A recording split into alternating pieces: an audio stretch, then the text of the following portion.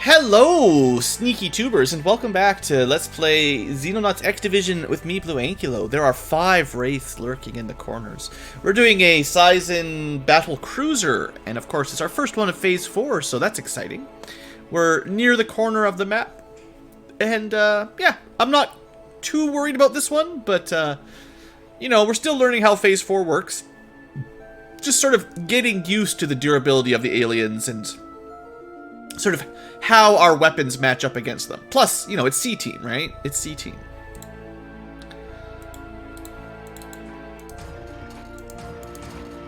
Oh, should have opened up. Well, shucks. Tank can't get through that. Alright, they got us surrounded. I ain't going down for this, coppas. Could probably take some sniper shots.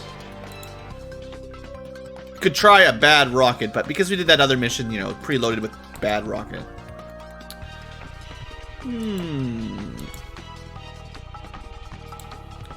One of the most reliable kills is probably using this antimatter cannon at medium range, you know.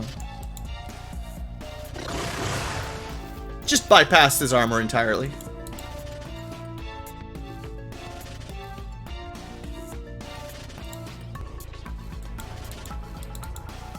Why can't we move?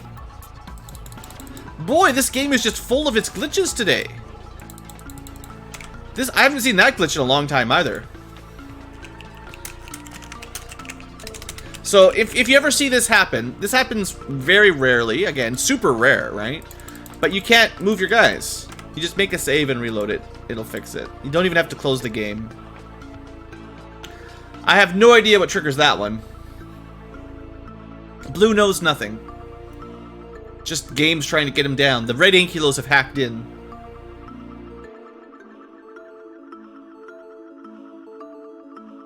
Sounds like you're reading a Wikipedia article today, Blood Angel. Anyway, now we can move our guys around again. One down, probably the one with the reaction fire. This is just a Scion. Of course, I picked a real good corner to walk out with a shield.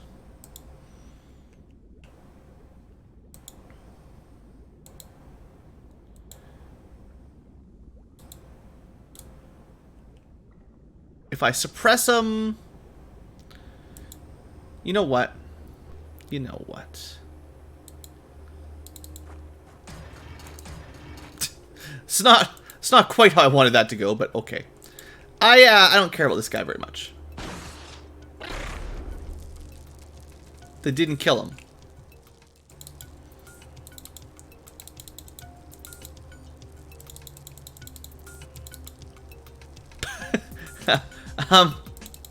Well, we're working hard at troubleshooting what causes this glitch that I never see hardly ever.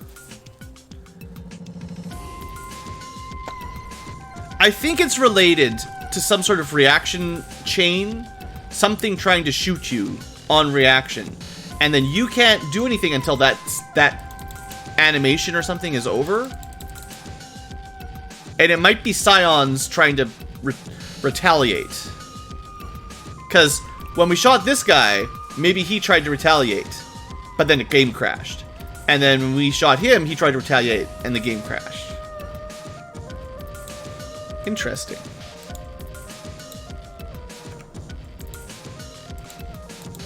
So many glitches.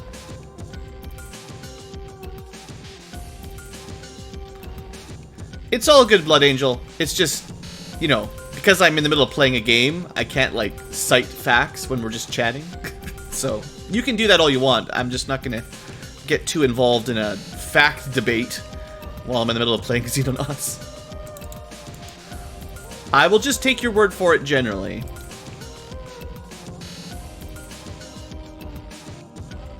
I'm gonna continue testing here. Can we keep shooting?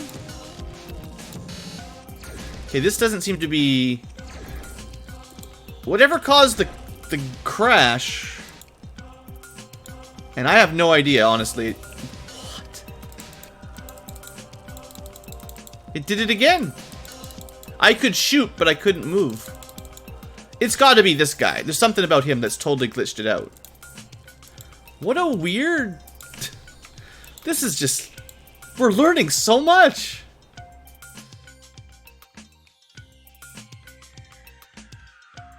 No, you guys in chat can talk about anything you want. It's all good. You can go as off topic as you want. I just can't necessarily contribute, you know, because I'm playing a game. I'm not worried. I'm just letting you know.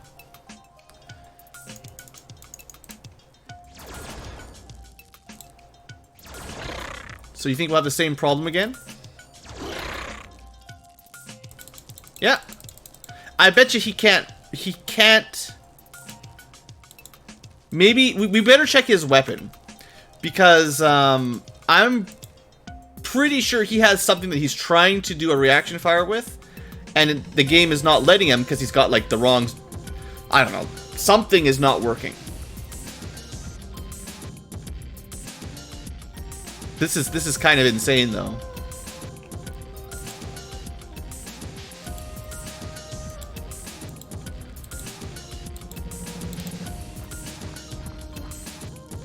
Kill him.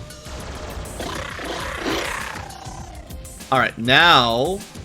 Theoretically, no reactions when that happens. Nope. Or this entire map is just bugged. Well, this is not going to be very fun if I have to do this every time I shoot something. Interesting.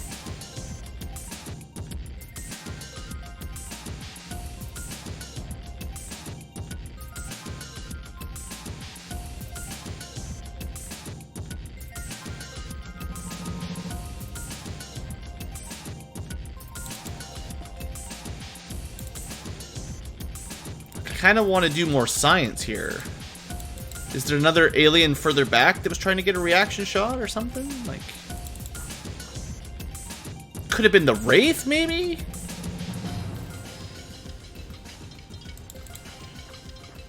Maybe the Wraith was trying to shoot at us and...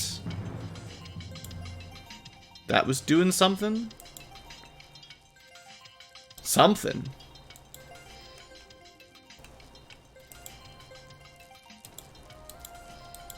Well, I guess we're not taking a shot with Pixel.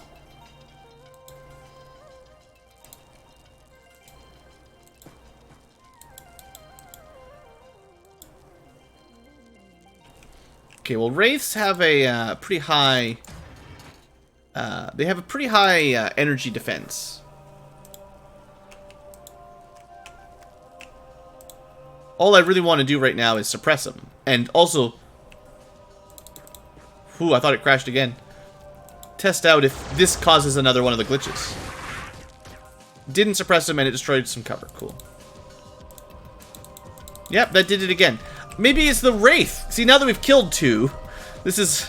We're running out of things that could be causing the glitch.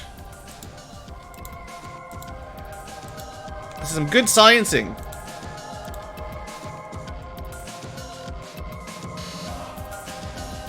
BlueAnkylo experiments.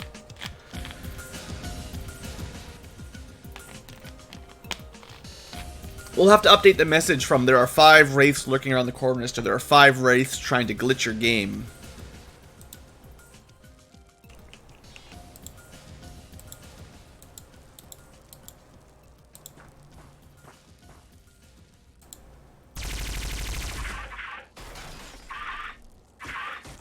Okay, did that do it again?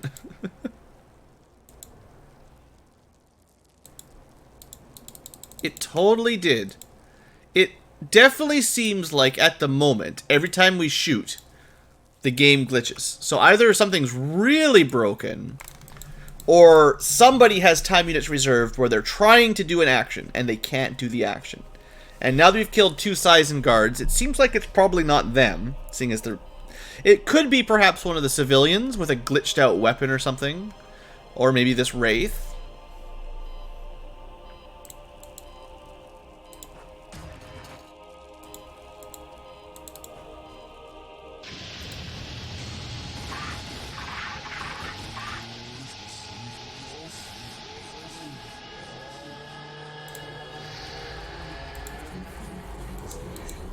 did it again. Yep, yep. Good, good. We're off to a great start. This live stream is just a little bit cursed tonight.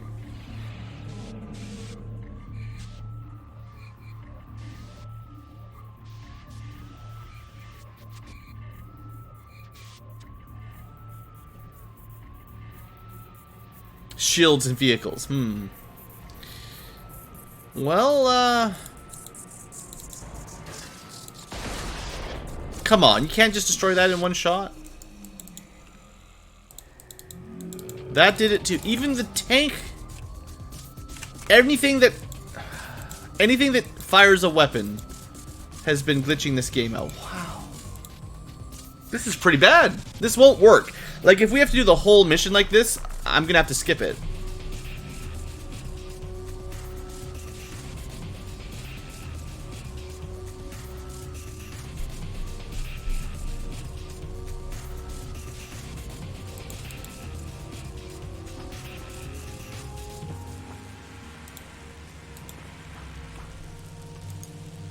Alright, well, see if the game crashes.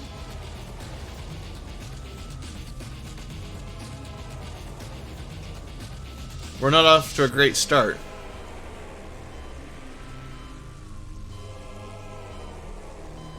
I think something must have been, there's something wrong with this map, maybe.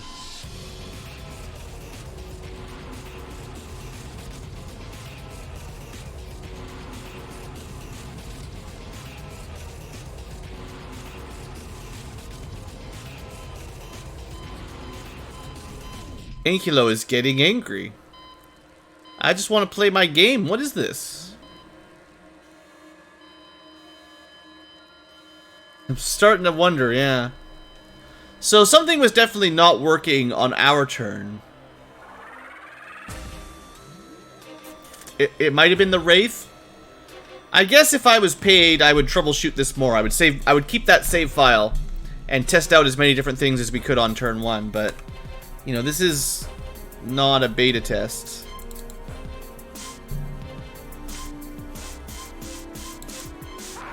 We'll try one more thing. Yeah, we're gonna load the autosave before the mission loads, and it should reset the map deployment, the map, you know, the layout, and also we should have the same alien units, but they'll be deployed in different spots. Hopefully that fixes whatever that was. But that was pretty brutal. Assuming this autosave is even the right one. Yeah, we're good. This was after the last mission.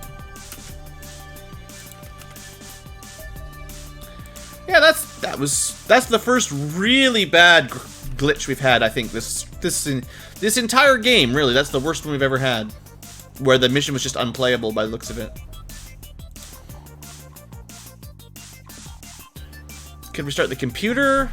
I guess it's possible. I'm not going that way yet.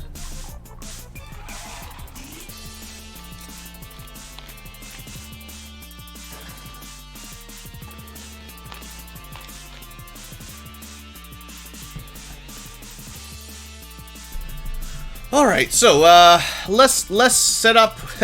We're in a different spot on the map. Let's just see what happens here. I have low faith now. And we've already spent so long just to get started here. Well, there's definitely wraiths around.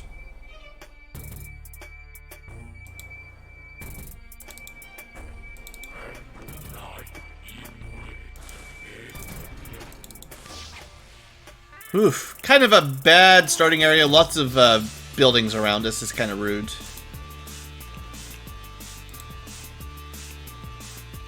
Let's say, let's see what happens.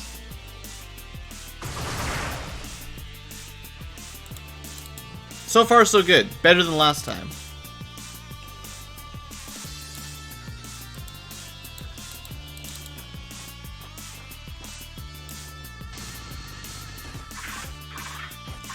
Boy, do I love that weapon.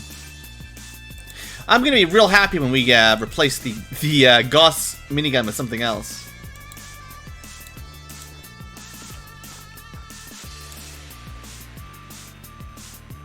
$67, thanks. Cool, cool. Now I'm gonna play a little bit poorer because now I'm a little bit upset. Probably. I'm not trying to throw, I'm just, well, you know.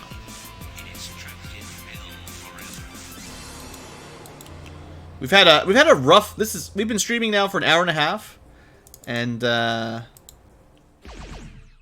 just want to finish off these 2 missions nice and quick. And, you know, get to some science for phase 4, right? Not working.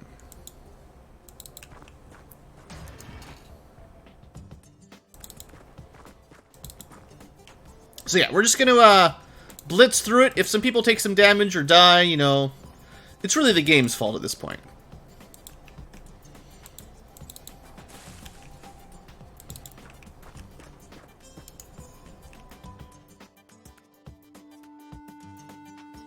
So how am I supposed to get my tank out of here? He needs a 3-wide hole to get out of the main area. Sometimes these drop pods, I think, kind of screw you over. It's only C-Team. Nobody cares about them.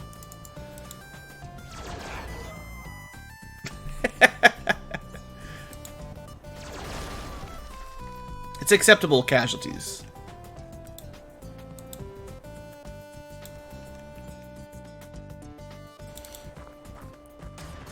Looking forward to Xenonauts 2? Tentatively, yes. I'm sure it will be fine. Like, I don't expect it to be bad by any means. I'm a little bit concerned that it will be too much the same as Xenonauts 1, which was fine, but I would like to see lots of new stuff. And it's looking a little bit like a lot of what we're getting is just a... I don't know how to explain it without sounding really, I don't know, elitist or you know, angry fanboy. But a lot of what I've read lately was that the game is, a lot of the stuff they wanted to add to it didn't work out in balance testing or gameplay testing. It wasn't fun or it wasn't fair. So a lot of the new features, the changes for Xenonauts 2 are getting rolled back.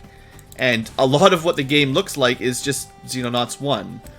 With updated graphics and some fixes and stuff. It'll be better, but that's not exactly what I was hoping for.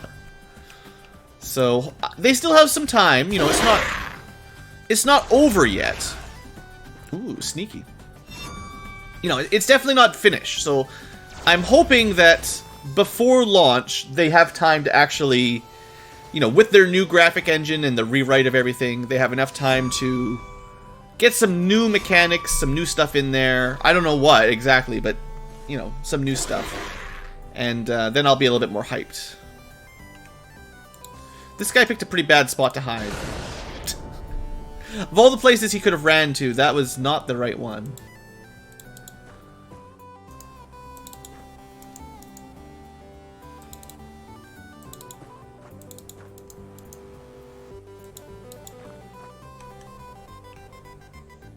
Ah, Wraith. So sneaky.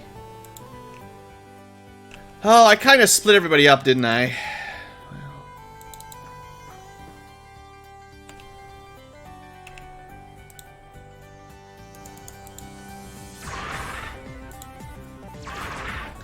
Well, Tier 4 Wraiths definitely have a fair bit of survivability these days.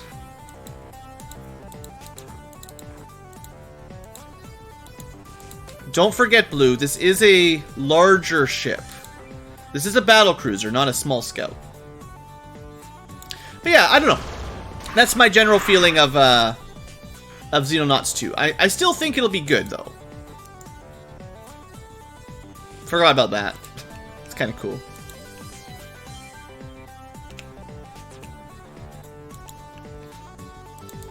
I guess I would say, like, tentatively optimistic is a good way to explain it.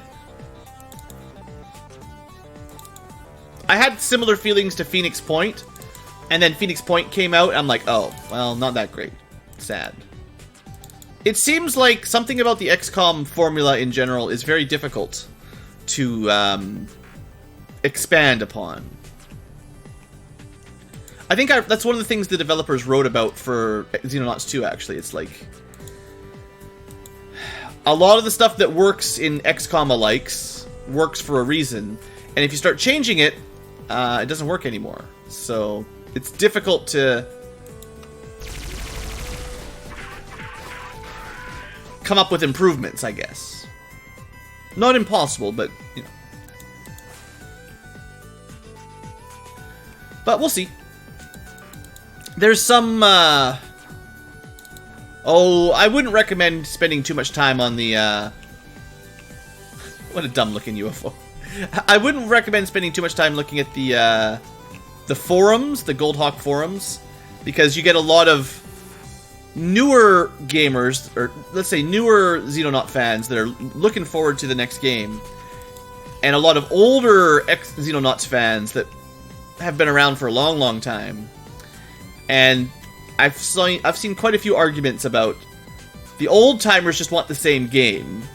So then the newer viewers are like, why do you keep getting rid of the new features, beta tester old players? And we want actual new stuff in our games. So there's a little bit of like old crowd versus new crowd in there. It does seem like the devs are, you know, trying to be smart about it all, but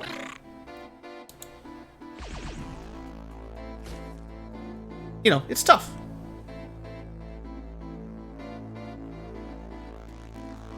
Yeah, I think, yeah, that's correct. Xenonauts came out in 2014, which was technically 2 years after Enemy, like the modern XCOM came out. The first Enemy Within, right? Or Enemy Unknown.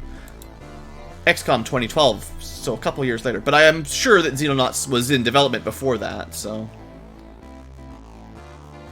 now they have to consider how the modern XCOM players play. And like, we just had Phoenix Point came out, which I don't think it was a flop exactly, but I don't think it was as successful as they would have liked. Oh, we killed one Wraith. There are 4 Wraiths. No, we killed 2 Wraiths. Gotta keep on top of my track. There are 3 Wraiths remaining.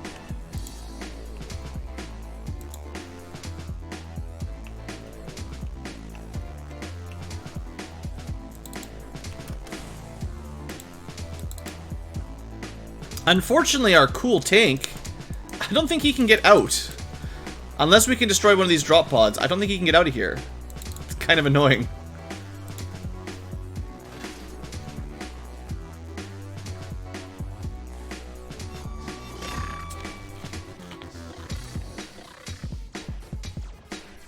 Okay, but focus, Blue.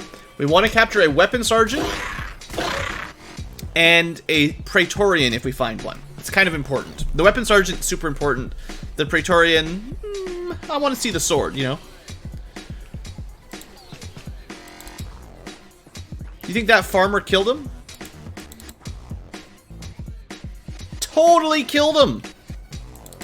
Now, we did most of the damage, but he finished him off. Good job, Mr. Farmer. Also, it's quite nice here that there's a big long wall, which means everything has to come out this way and up through here. So our early scouting actually has been pretty successful. Assuming I have any flamethrowers left. Flamethrower. I wonder if I can get in position and still use that. Oh. Not really. I mean, we can make this choke point. I was thinking this would be an amazing flamethrower choke point, but take what we can get. Now, we left a couple gaps.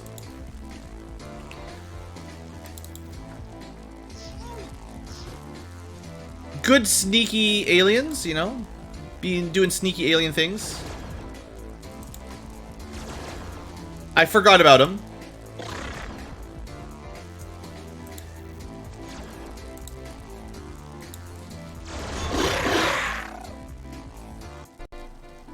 Gone but not forgotten now. Alright, so we're a little bit at risk of getting shot over this barricade.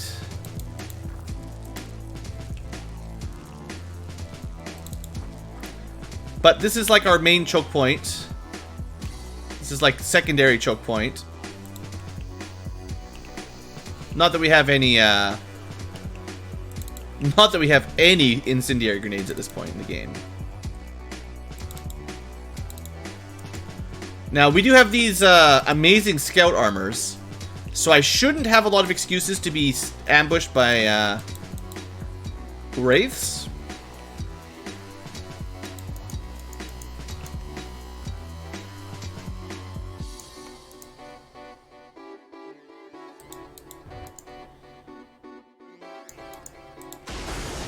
I'm not even sure if we can destroy these, but, you know, I gotta try now.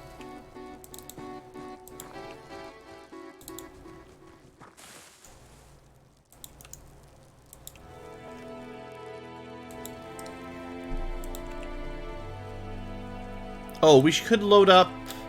Let's do this while we've got a bit of a break here. We're gonna want, if we find a weapon sergeant, we want to be able to stun rocket him. Don't care about that one. Now, Dave is actually one of the few people that even had a an incendiary grenade available.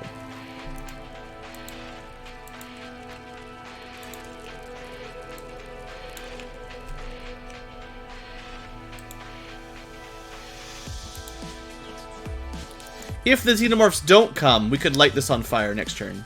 We could do a tower defense. Leave this path open. They gotta go all the way here.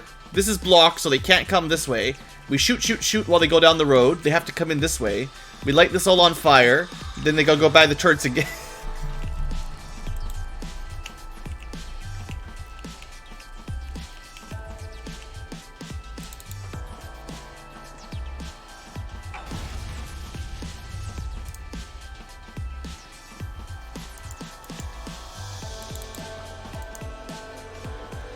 I just forgot about him.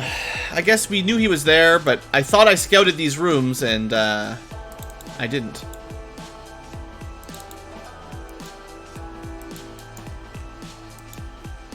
I went into this barn from this side. Oh well. Oops.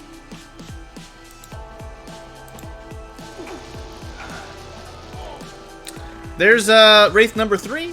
But at least he only had we got really lucky there. Both of those ambushes that I missed didn't do any damage so far.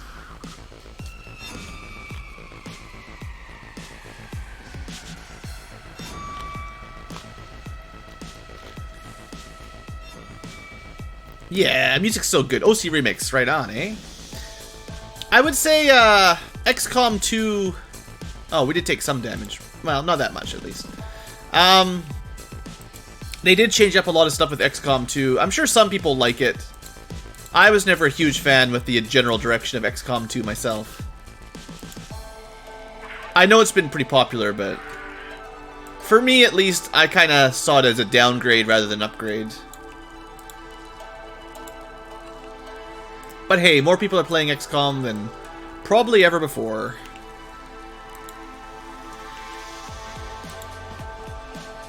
Let's go antimatter this punk. Oh, also. Only 2 left. So hard to see him there, wow.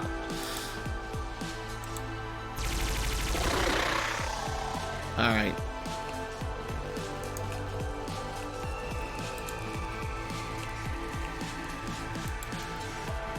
Well, now... I've got no excuse not to try to light up this entrance on fire a little better. That's a good spread. I like that.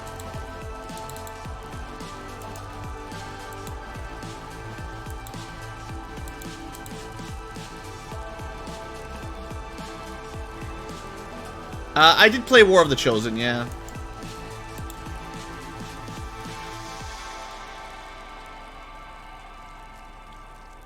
The dialogue is unfortunately, that's just not the kind of stuff I've ever really cared about. I know some people got really excited about like customizing their soldiers and, you know, making them look like them and all that. I never really cared about that kind of stuff. Like, I want I actually prefer like interchangeable soldiers that are just random nobodies that if they die, the fight goes on. Like, I kind of dislike the emphasis that modern XCOM put on personalities and like, this guy's been with us for 32 missions and he now has like superhero powers and all that, because it kind of gets that way. If you get to the higher ranks, they get, well, pretty darn overpowered abilities, let's just say. I kind of like the soldiers being replaceable and the tech and the knowledge being what you're really gathering up. I mean, it's just me. That's just, you know, like I said. I wonder if we can ever get out of here. Oh! You can't? I didn't know you could destroy those. Well. At least I know my tank doesn't always have to get stuck in these areas. Just have to blow open a drop pod. Cool. Well, the tank will get out in another 5 turns.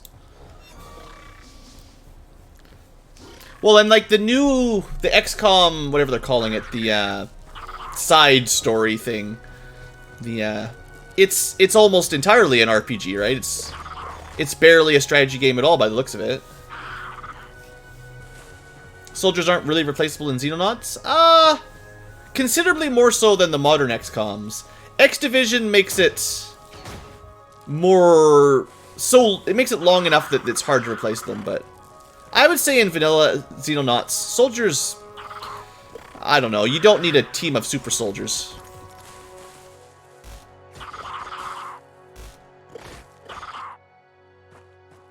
You know, the games are always going to be balanced around not having everyone die every mission, so that you have overall, over time, you get sort of a build-up of stronger soldiers, that's fine, but it's different in XCOM 2012 and XCOM 2.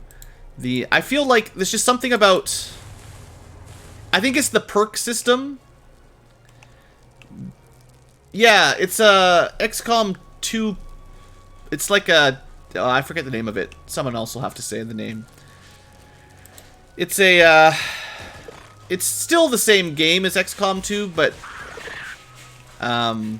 it's like squad-based RPG almost more than a strategy tactical game. I don't know. You'd have to look at it.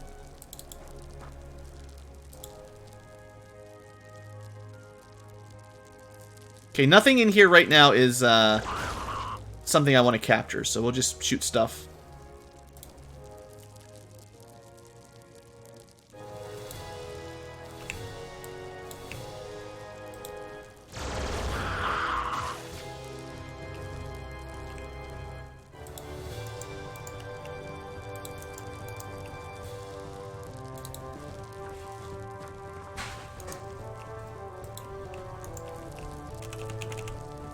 Don't really want to reaction fire. Tanks almost made it. Snipers probably not doing anything right now. To be fair, what I really want is if... How did that thing get back there? Well, now I feel bad for wasting my time units. We could have killed that. Apparently I just completely missed that one, or it knows how to fly.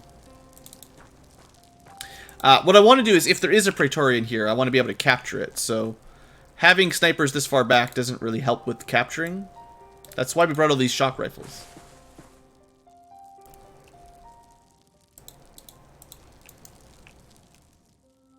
Okay, that guy... You know what will happen here is if we just let him run by, Soltraz will gain so many reflex checks.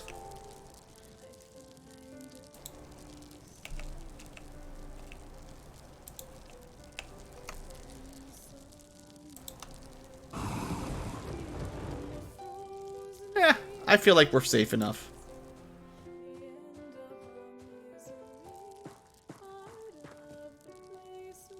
Kind of reminds you of Baldur's Gate and Might and Magic.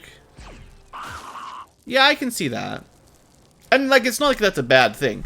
I do enjoy the modern XCOM games. Like, I played them to death. I guess I just mean, like, in my perfect XCOM game, it's closer to what Xenonauts took the series to than what the modern Firaxis-style games are taking it to. In fact, part of my problem with the modern XCOM 2 into the new, whatever the name of that new small game is, it's on Steam. It's like $15. It's like a little baby game. Just a little baby game for babies. But it's I don't like where the story's going even. Like, you don't defend Earth from UFOs. There's no UFO defense. You just you team up with aliens now even. I don't know about that. You know, I like the aliens to be the bad guys. I like to have a strategy layer where you're defending the planet from an invasion. And I guess you can't keep doing the same thing every time, but I don't know. Teaming up with them? Oof. Who decided that we should team up with the aliens? Or that we lost our first campaign? Okay, there's one in here somewhere. There's one in here somewhere. At least I remembered that one. You know, we could try to catch it. I don't know. I don't care enough. I want to catch a big one. I don't care about these little middle-sized ones. Don't you team up with aliens in that one XCOM that you did? XCOM Apocalypse. Not really. I mean, I guess the side story is that the sectoids were enslaved by the new threat, and you can kill them or you can let them go, and I let them go. So that was the thing I did. I let the slaves aliens get away. But no, you're not like teamed up with them the same. They also didn't make it. They also didn't make the story. This is what happens if you lost. In the Apocalypse timeline, the world is screwed because all of our war against the aliens has caused like global warming and natural disasters, and we're far enough in the future that we're having to deal with the consequences. It's kind of crazy.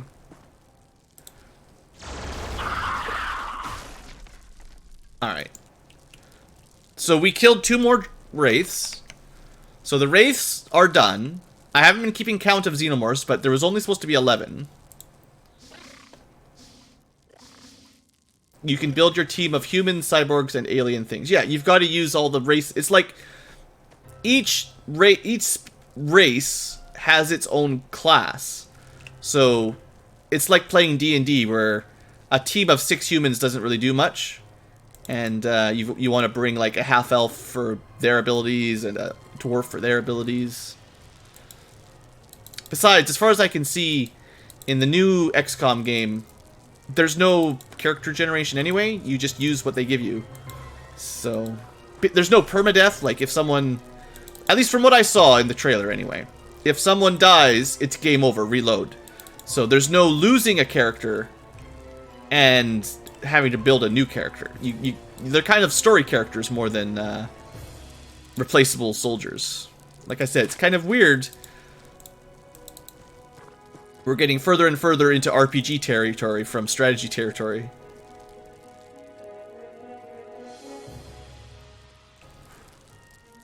Yeah, Apocalypse has a bit of Fallout. A little bit of that vibe, yeah. Okay, no more wraiths. Now, we can't really run through here until the fire cools down, but there's no more teleporting. I get a feeling there might not be any Praetorians, but there might be a facehugger. There was a facehugger. Good reaction fire, team. 2 facehuggers.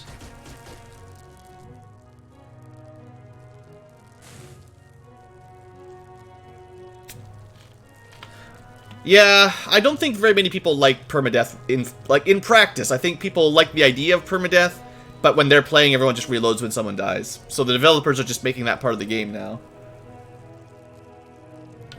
But I mean, I have the same problem with a lot of series. If you're just slapping the name of a beloved franchise on your game that doesn't have very much to do with what the previous entries had, then I'm going to be a little bit upset. Like, it's not gonna prevent me from trying it out or giving it an honest effort. But like, you know, not to open up another can of worms, but, you know, we have a Baldur's Gate 3 theoretically coming out. Built by a completely different studio on a completely different engine in completely different, like, I mean, I don't know all the details, but it sounds like a new story, more of a soft reboot than a continuation. But they want to keep that Baldur's Gate name. They bought it out. Someone finally bought the rights to it. So they're slapping it on Baldur's Gate 3. But it may have literally nothing to do with the last two games. And it might be a fine game. It's the same team that made Divinity Original Sin, which is totally good game. The entire Divinity series is up and down, but the last two big games, Divinity Original Sin 1 and 2, those are, I think most people agree, pretty awesome RPGs, right? So, it'll probably be a good game. I have confidence that they can make a good game. But I'm not super happy that they're calling it Baldur's Gate 3.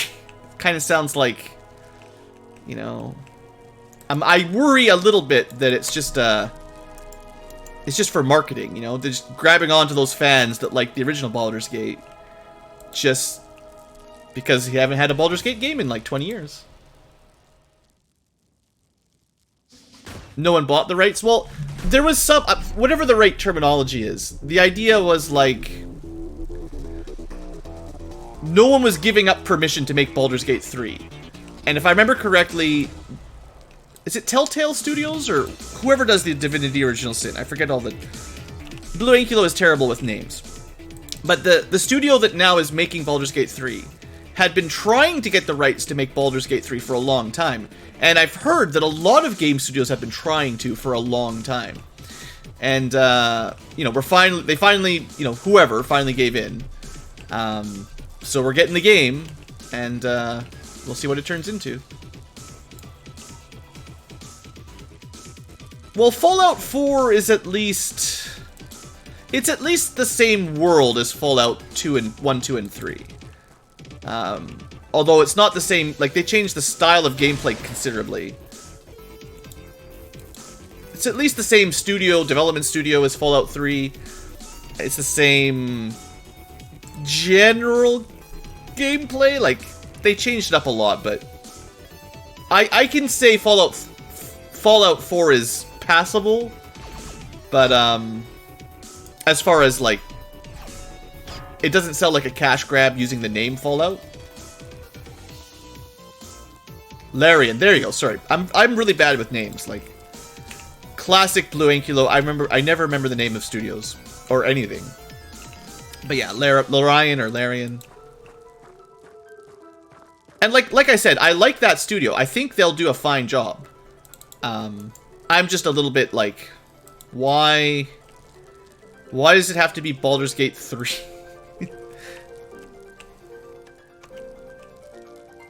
So we got ourselves a cyber disc down here. It's actually our first tier 4 cyber disc. We don't want to be too silly here running around. Let's leave it like this. You know, most of the people that are in Vision have power armor or a shield. Don't run up to more people. Again, I'm not trying to be, like, super critical here. I'm just, like... That's kind of how I feel like XCOM is going. They keep slapping the XCOM name on it, but it's becoming less and less of an XCOM game. And, Baldur's Gate might be the same thing. We'll see. I don't know yet. We'll see.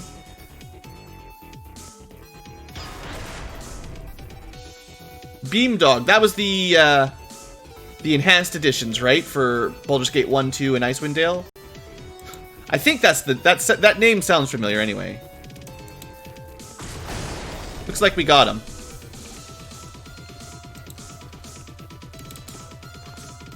I think, like, the kind of stuff that turns me off for Baldur's Gate 3... Again, when I say turns me off, I don't mean I will never play it, this sounds garbage, unsubscribe.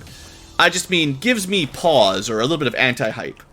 Like, if it's just the Divinity Original Sin, like, engine, if it's the same basic engine as the last couple games, which is what it looks like, I don't really want a D&D party of 4 characters. I want 6, you know? I don't want to be a spoiled baby, but, like, it's hard to build a good D&D party with only 4 people. You gotta have a thief, you gotta have a meat shield, you gotta have a wizard, you gotta have a cleric.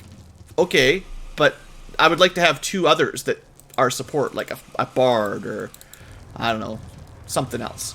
And I enjoy building a nice big party of 6 players. It's classic D&D, advanced D&D for computers. Like, all the Gold Box series, Baldur's Gate, Icewind Dale. It's kind of, I would say, it's classic that you have 6-man parties, right? Most of the time. So, going down to 4 is going to be a bit of a slap. I'm not a huge fan of that. It's fine for lots of RPGs, but, you know, Dungeons and Dragons, right? I want 6.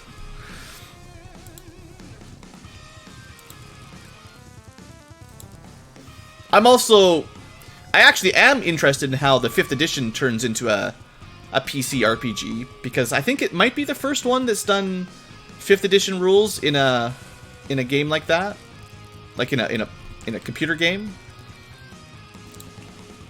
So I'm interested in how that works out.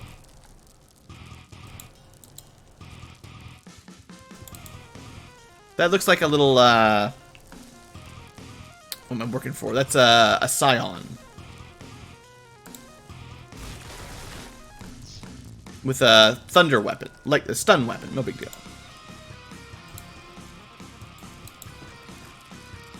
Just shot in the back.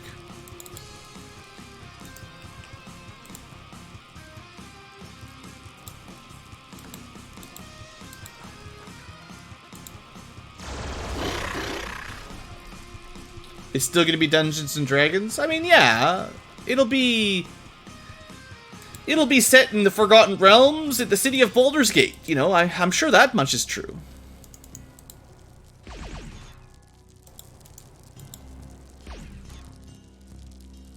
And I don't mean to say, like, all I want is more Infinity Engine games. I just mean, there's enough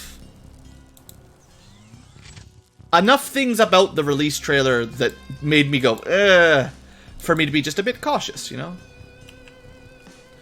If it turns out that it's awesome, I will totally play it and be like, good job, Lorian. Probably Larry. But, I'm probably not pre-ordering it, you know?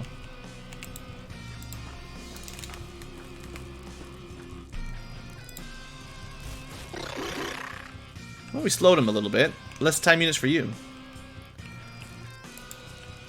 Well, we still have a big wall of fire, so... I guess my tank can... The tank! Pro tank can come and help, finally!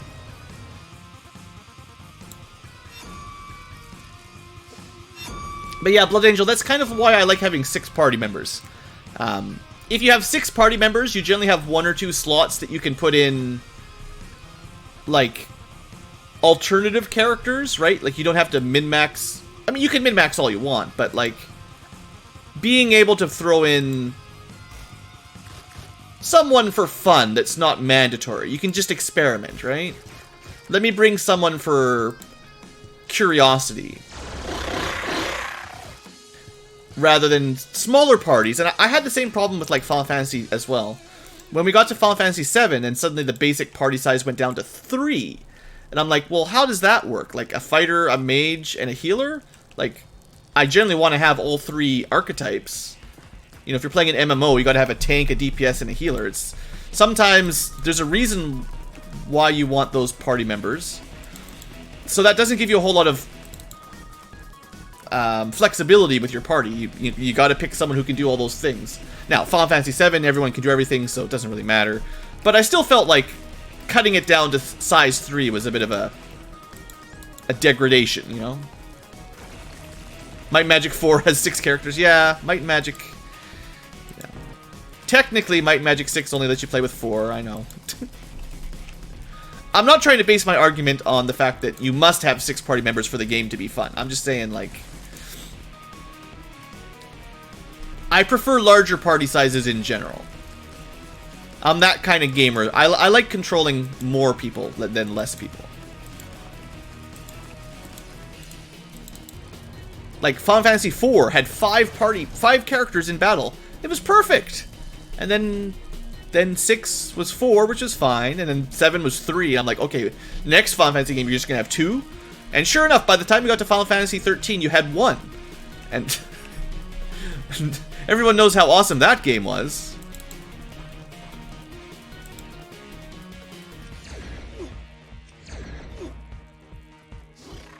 Yeah, FFT, Final Fantasy Tactics, you get to have the largest party size. That's the best one. Final Fantasy 13 doesn't even exist. That's about the right way to feel about it. I mean, here I am ragging on Baldur's Gate, which hasn't even come out yet. I have no idea if that will be a problem or not. Final Fantasy did this. Final Fantasy took a series that people loved, a beloved long-term franchise built on, I would say, the first 10 games having some pretty consistent themes, you know, standard gameplay. Like, each Final Fantasy game added a bunch of stuff, all ever since the very beginning. But there was some standard RPG rules they followed, let's say. And then as we got into the PlayStation 2 and 3 era, we're just gonna cash in. We're gonna make it more for the youngsters. We're gonna focus on the graphics. We're gonna make an audio-visual experience that you can watch. It's more like a movie than a game, you know? I forget what they said on FF13 when they were talking about it on the pre-release and stuff, but they hired a new creative director, I believe, with FF13, or promoted a different creative director, whatever. And he did not have the same vision for Final Fantasy that the previous, you know, 1 to 10 kind of people had. I know, picking on Final Fantasy 13 is like picking on the special needs kid in your class. It's low blows, right? You gotta hit up, but still, that's where that series went, you know, and they're still making money. People still like those games somehow.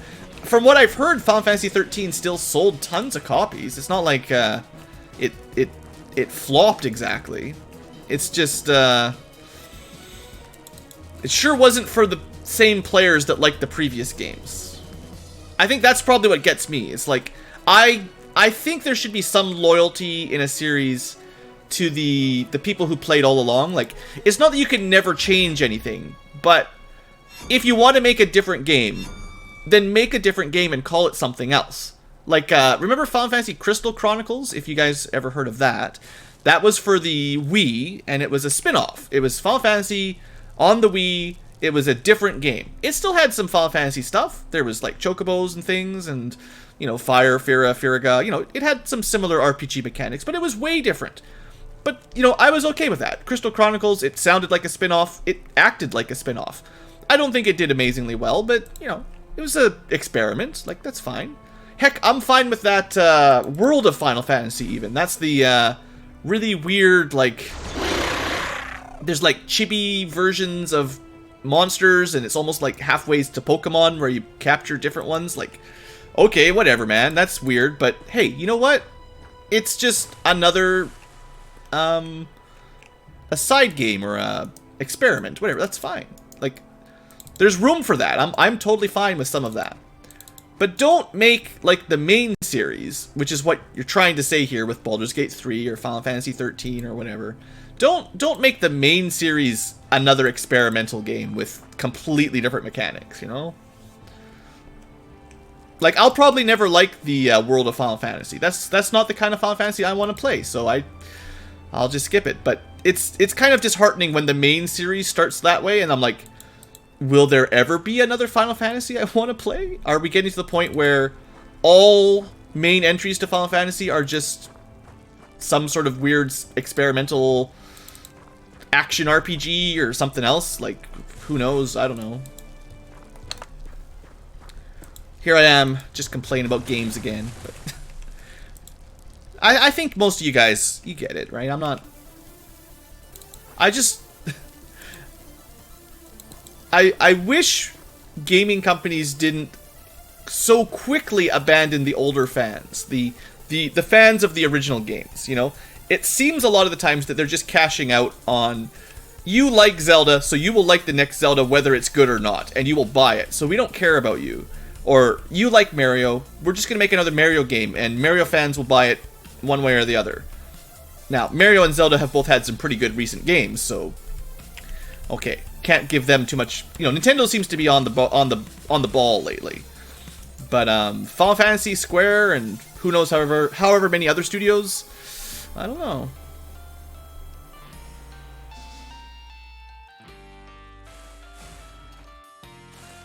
Wind Waker was... Wind Waker for Zelda was definitely divisive, let's say. I think it was still a good game, but it had some of the biggest flaws in a Zelda game up to that point. The art style, I can still get by it. I wasn't a big fan of the cel-shaded graphics when it came out, but it did grow on me over time. And then they backpedaled with the next one. After Wind Waker was the one with the wolf, and they made super realistic nitty-gritty. You haven't crashed. Quick save. Thanks. Good point. Which was, I mean, the thing is, I never thought those games were very good. Like, that was the dark ages for Zelda for me. Wind Waker was like passable. I did do a couple quick saves, don't worry. I just hadn't made one in a few turns. What was the one? Twilight Princess, I think, came after it? Yeah, that's the one. Twilight Princess I tried to like, but I didn't like it very much. I didn't like the wolf sequence at all. And that was a lot of the game, so... Wolf Link. And then I thought Skyward Sword was, like, even worse, because I didn't like the motion controls. I just wanted to press A to swing my sword. I didn't think that added anything, so I had a bit of a bad run there. That's also about the same time that the DS game came out, the Phantom Hourglass and the sequel with the Phantom Tracks. Both of those games, for me, were garbage, because you had to use the stylus to move Link. Why would you do that? So, any of these motion control, stylus-controlled Zelda experimental games, they flopped pretty hard for me. So I had a pretty big dark age of... I haven't had a good Zelda game since, like, Majora's Mask. I guess, I didn't mind the Minish Cap or whatever. That kind of stuff was alright. The Minish Cap was like the Game Boy Advance throwback to the old school Link to the Past stuff. That was okay.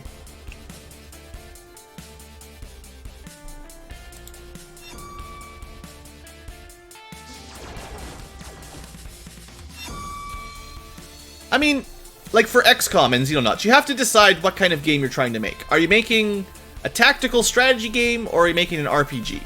Because if you want to make an RPG where you care about your characters and you kind of limit them to a reasonable size party, you get focused on the individuals more than the grand strategy.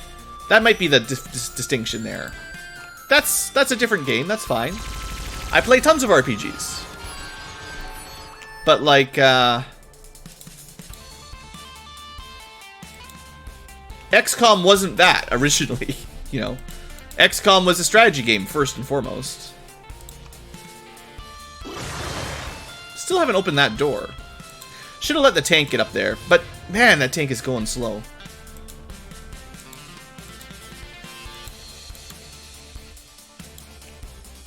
I would really like this door to be open this turn.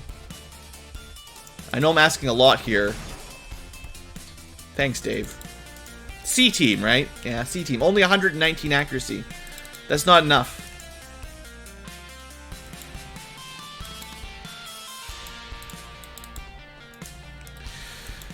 Oh, okay. Well, let's suppress him a little more. And just anyone in the nearby area. Maybe King Dimitri can open the door with the Gauss minigun. Oh, it actually opened it! What? Here I am making fun of the Gauss minigun. It actually does something.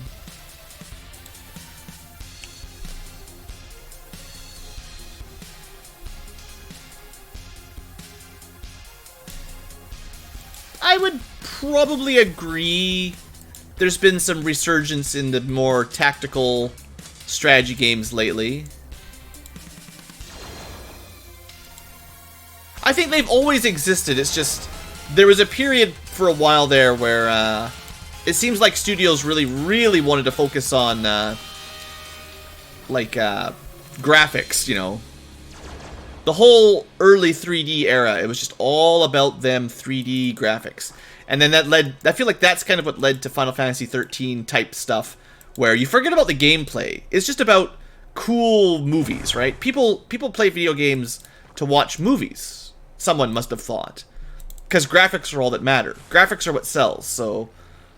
Okay. And I think we're hopefully a bit past that nowadays. Hopefully we've moved on from video games or movies with fancy graphics, and we can focus on the gameplay and content a little bit more. Hey, it's a Praetorian! Please don't kill it. I would like to... Don't kill me as well. I wasn't expecting that to pop out. That was a good surprise. You're completing Underrail. I think I actually own that. I just haven't played it yet. That's the one that's, it's kind of like Wasteland, right? Another one of those Fallout style, post-apocalyptic, kind of brutal, tactical RPGs, I guess.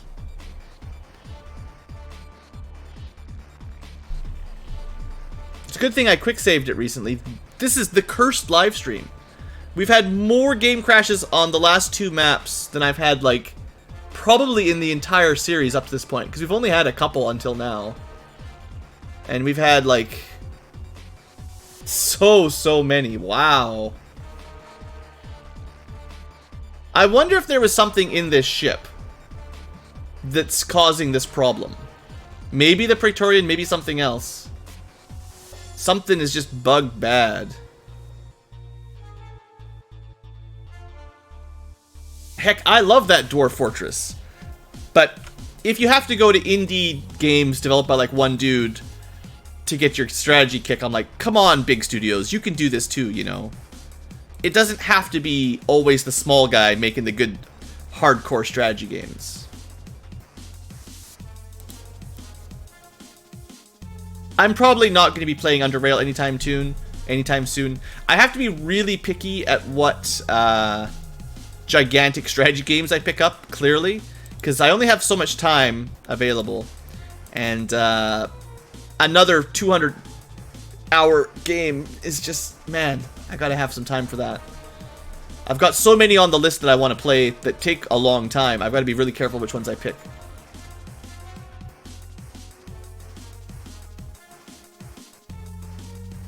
I'd actually like to test out that that Pathfinder Kingmaker game again. But getting back into Pathfinder rules is always a bit tricky. Okay, so we're only a couple turns back. Good thing we quick saved it when we got to the door. Knowing what we know now, I really would like to capture that new Praetorian. We haven't caught one of those yet. So, that's kind of what I'm going to try to set up.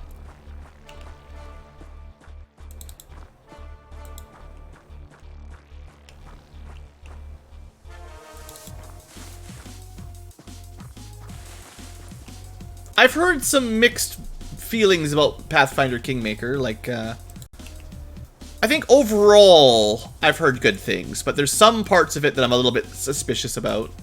There's kind of a timer, a campaign timer, kind of like, I guess kind of like how XCOM 2 had the avatar progress, but more of a concrete, you've got this many days to win the game.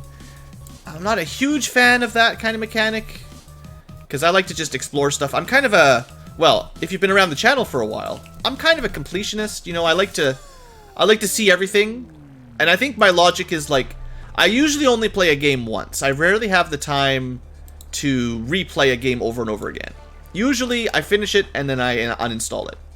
So, I try to make a point of seeing as much of the game as I can before I finish my playthrough. I want to see as much as I can, you know. I might not get 100%. You know, there's no 100%ing Skyrim. But I'd like to get most of the game, you know, visited once. And at least see the majority of the main stuff. And if there's a hard limit on how much stuff you can do in one playthrough, that scares me.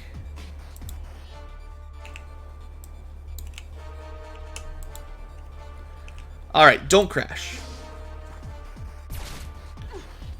You hear it's not like that? Oh, you mean compared to Pillars of Eternity. Yeah, I tried Pillars of Eternity, and I didn't get very far on that one. I created a, I forget the name of the class now. It's one of the weird classes they invented. kind of like a warlock from D&D, but not really a warlock in Pathfinder, or in Pillars of Eternity. It's the one that has, like... It's got a bar that builds up as you do attacks, and then you can use special abilities later on. Does FF13 have a time limit? Maybe. Has anyone played FF13? It doesn't sound like anything I would play. But yeah, I tried Pillars of Eternity for a while, but I got pretty turned off by the class I picked, and it was my own fault for picking that class, but I didn't like it. And then I didn't want to start over again because I was a few hours in, so I just stopped playing.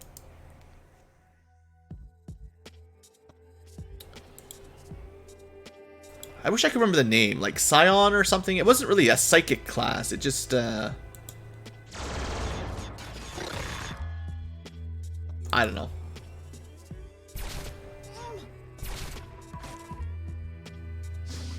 Oh, came out the other side this time.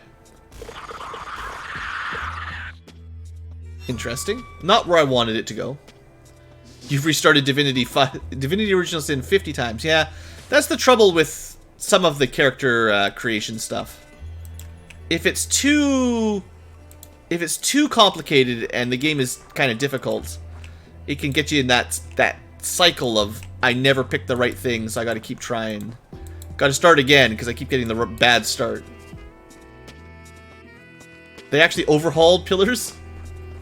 Well, there's Pillars of Eternity 2 by now, right? They made a sequel, I think. So you just play that now. That's fine. So it's kind of important to me that I get this capture now. So we're delaying this mission a little longer.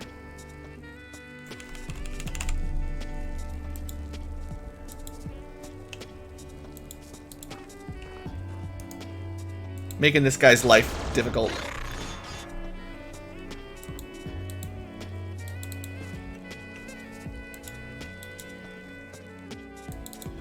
Plus, at long last, the tank is in position. Congratulations, Pro Tank. You finally got here. Neverwinter's Nights. Neverwinter Nights 2 is not that bad. Like, it's not like an old game. Like, Neverwinter Nights 2 might be relatively old by modern standards, but... Like, and Neverwinter Nights 1... It might not have aged as well. I'm not 100% sure. But Neverwinter Nights 2 should be fine. Like, if you've played... Well, sure, it's like D&D 3.5, but, it's really not that out of date, I don't think. Like, it's got most of the modern gaming conveniences. Plus, it'll have a really nice Wikipedia.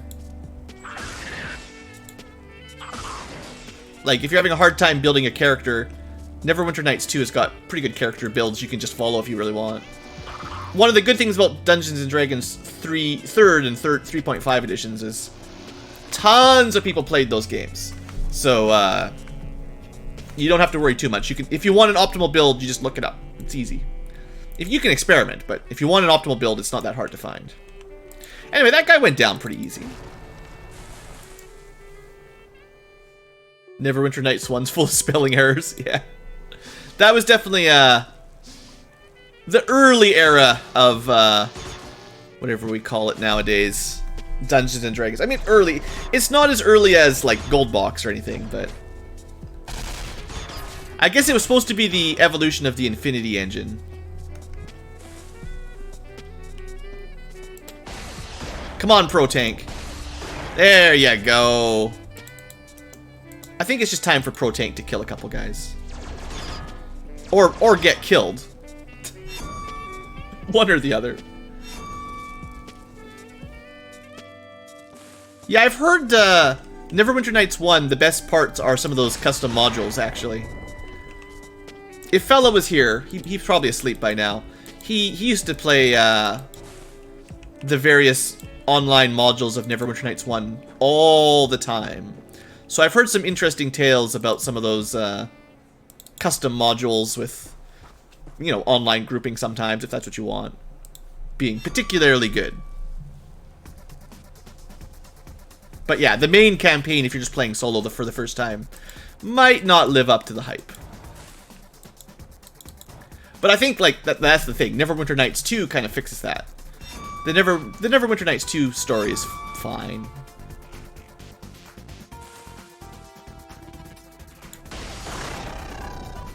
I shouldn't be doing that, because if there's a weapons sergeant, we don't want to kill him. If I see a dark green shirt, don't kill that guy.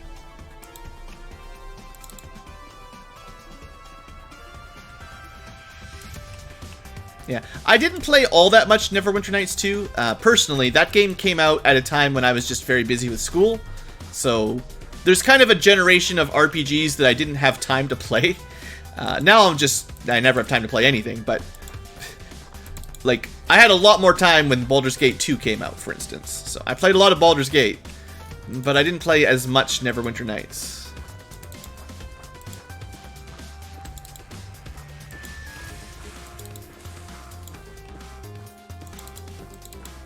Oh, I should double check. We got ourselves a Crimson Praetorian. That's the stuff. But we should definitely try to capture... If there's a weapon sergeant, that's pretty important to get the cap. Did I ever Let's Play Baldur's Gate? No. It's on my to-do list. Specifically with the Enhanced Edition, or whatever they called it. Which is... I have played that a bit. It's pretty darn good. I even have a plan for my party build, even. One of the small nitpicks that I wasn't a huge fan about for the Baldur's Gate style is, like, it's just a nitpick, but I didn't like that the NPCs that you join had sometimes kind of really suboptimal stats. So one thing I'll probably do, although you can just make a custom party, but then you lose out on a lot of the flavor of the game. How could you not bring Min and his space hamster? But the problem is some of these guys have really bad builds, stat-wise. So what I'll do is, you can import, or you can basically use a character editor to change stuff like that. So what I can do is roll characters as if I was rolling all 6 characters. And, just like you were making a normal 6-man party in Icewind Dale or something. Like a normal, you roll all the characters. So I can roll the 6 characters I will eventually recruit. Not to make them superheroes, but just to use normal character design that I would use. Then they will still have the personality of their normal NPCs, but, you know, you might not have a druid with 14 wisdom. You know, the druid will have good wisdom rolls. That was my plan anyway. It's one of those long-term plans. I am looking forward to getting it going, but I haven't. It's another one of those gigantic time investments, like this game, and I have to really be in the mood for it. By the way, how's the Xenonauts going, everybody? Future tubers, this has been a pretty long mission. It probably wouldn't be as long if it wasn't for the crashes. Speaking of which, quick save. Just in case. We've done fine, you know, no one's really taken any real damage. It's a little bit of a slow mission, no doubt. Just because the map loadout is really more the map design. Where this UFO was, we had a tough fight to get here. Not a long walk, but a well-defended trudge.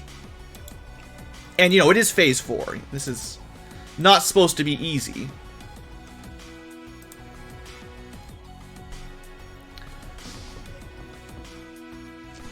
Very brave there, young Scion.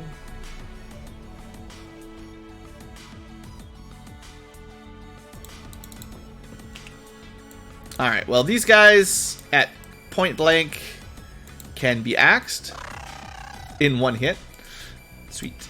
So these are, I don't know if we've checked the corpses out yet, but in case you're curious, the tier 4, oh yeah, that's probably a nice upgrade. 900 HP shields, gross. That's what we have to shoot through if we're not using an axe. Thornum's doing a nighttime Arctic mission. Oh yeah, those are fun. Fun, yeah. Scion Masters. I don't think they know how to do mind control, at least, so. They call themselves Masters, but they're not the real Master.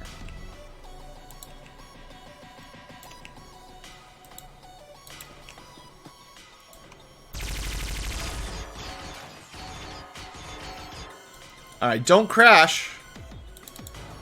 I'm a little bit concerned that I shot something through the door blindly that I shouldn't have. Luckily, it was just a random elite, which is good. But yeah, we've got to be careful here moving up. Don't want to reaction fire the wrong thing.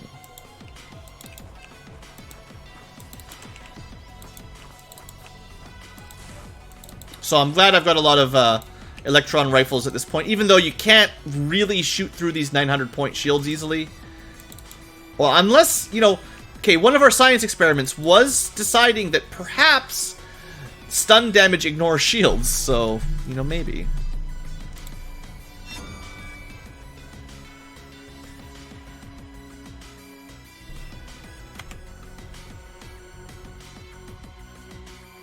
How did Blue import viewer names? Oh. What did I make for that answer? Oh, I know what I did. That's kind of a troll question. Okay, you have run into one of the more trolly riddles. It's not all that hard to guess, I guess. But the answer's a little bit out there.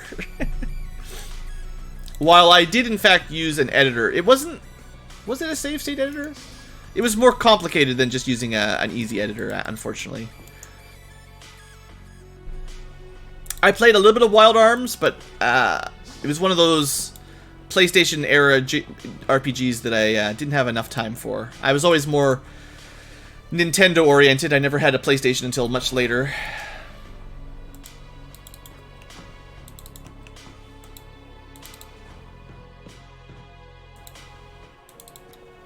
Alright, so we're getting towards the breach, towards the final floor, the final phase of this mission. We're almost there. But yeah, I've heard Wild Arms is really good. I played the beginning of it. Seemed awesome. Music's good. Story seemed alright. I just, there's like 100 PlayStation 1 JRPGs that are amazing, as well as the 100 Super Nintendo JRPGs that are amazing. If I had enough time, I would get into them more in depth, but maybe one day, who knows? It's just... There's so many good JRPGs that I would love to play. Not even just other people have told me, just I already know, like, I know they're good. I gotta find somehow the time to get to them.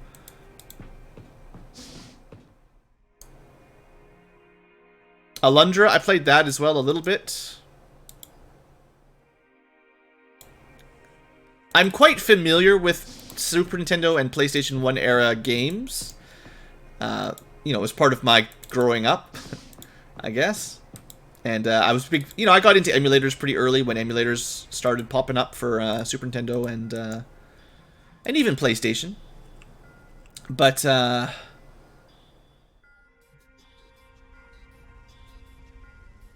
there's got to be someone standing in some smoke. Oh, just standing on the body. That's why I couldn't see him. Okay.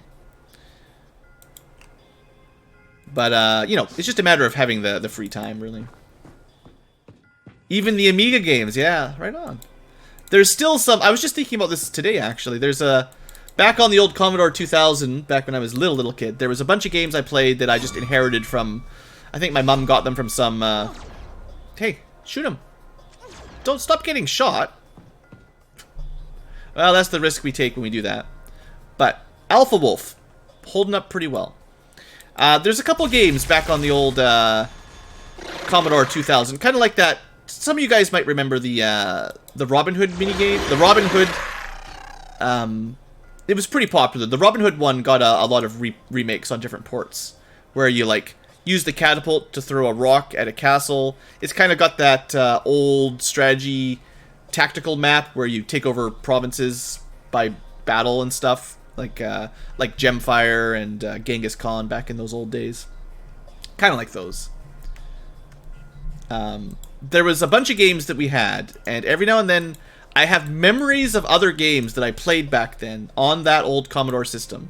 And it was like, I couldn't even give you a possible name for them because it was so long ago. I was like 10 years old or something, and they were already kind of old at that point, and I just... Like, I just played them on my own every now and then. We had a bunch of floppy disks.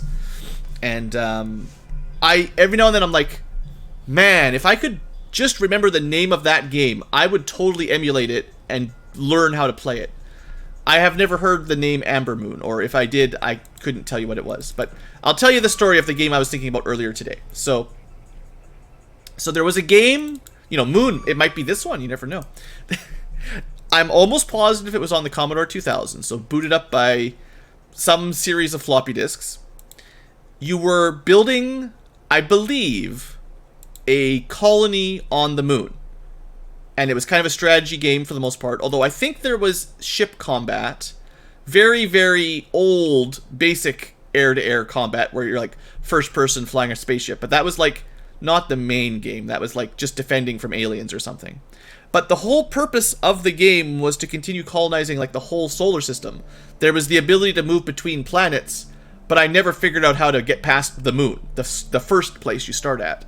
And it was sort of a strategy game of some sort, but I think about it every year or two. I'm like, man, I don't know the name of that game.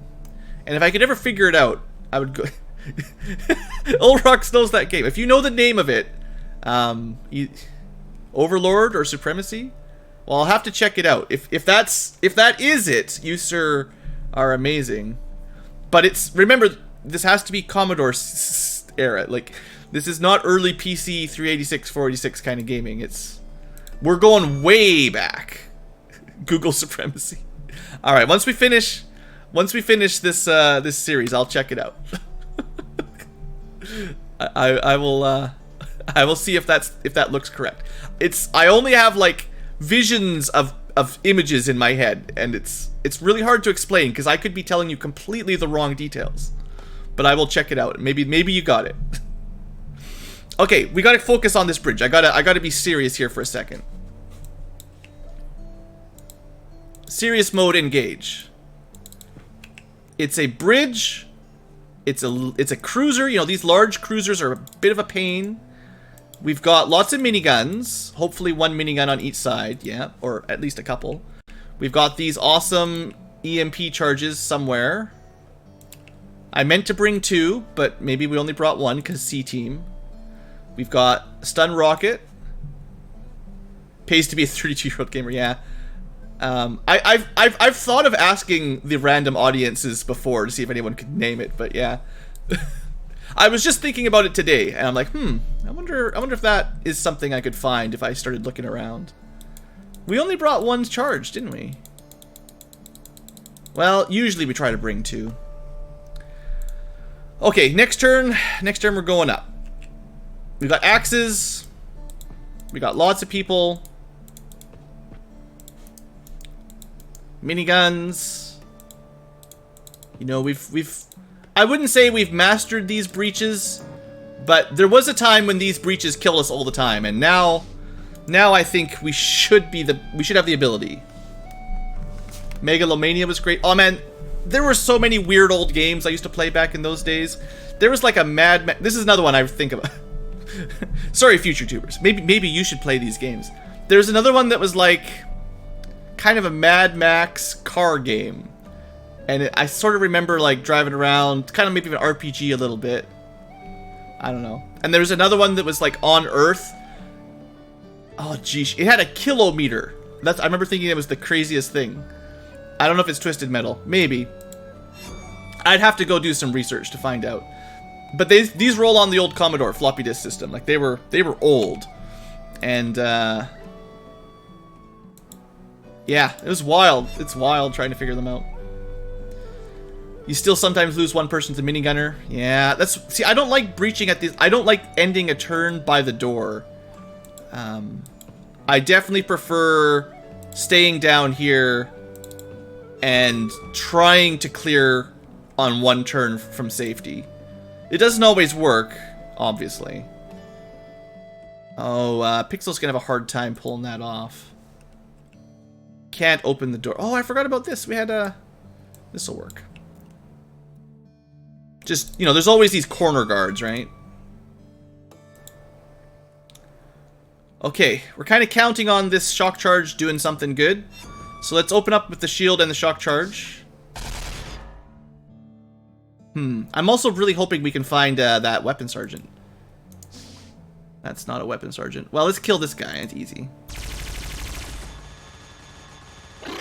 Luckily, we can still kill them in 1 round. Oh, the music's not working? That's just some chrono triggers. It's working, but it might not match. That's a problem sometimes.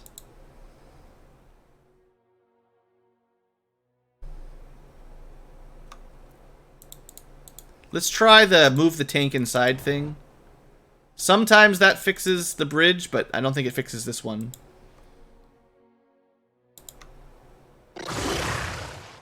Okay. Well, that was it. Okay, we didn't even have to use the shock charge. So on the plus side, we caught the Praetorian, we didn't crash it anymore, and we got a new cyber disc and a cruiser. We did not find a weapon sergeant, unless I accidentally killed one. Cruiser operator, master, professor. Oh, there was attack commander somewhere. Dang it, we really do need to capture one of these to get some tech evolving, but I didn't see him, so either I killed him through a door or in the fire or something. I don't think he was on the bridge.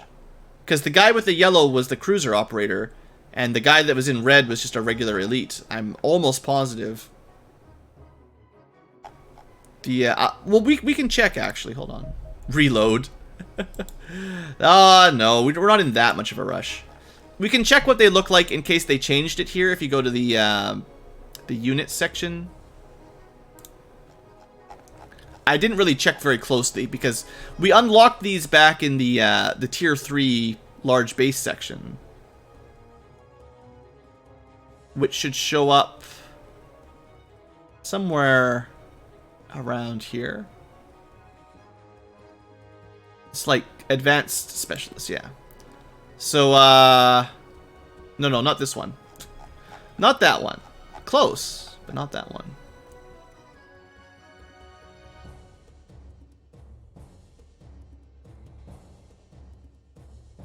It was expert specialist. There we go. So this is the guy we're looking for. It should be pretty easy to find him. You know, dark green. Who cares if he crashed? Yeah, that map was really glitchy. Maybe he was just dead at the beginning anyway or something, but we got to find one of these. That's pretty important. Perhaps the most important thing right now is to get this, both the energy and kinetic tech going now. There's still other things for us to do, but, you know, we got to catch those guys. Anyway, future tubers, that was a bit of a rough map, just for glitches. The missions so far in Phase 4 have been okay. I'm definitely scared of the terror missions, but the regular stuff, it's difficult, but we're doing okay. So, we'll end this episode here. I have to go check a game on Google, and when we come back, we'll do some research. You know, we've got some stuff to research. Pretty sure we'll get something off that, and something off that, and, you know, there's some things, at least. So, that'll be fun.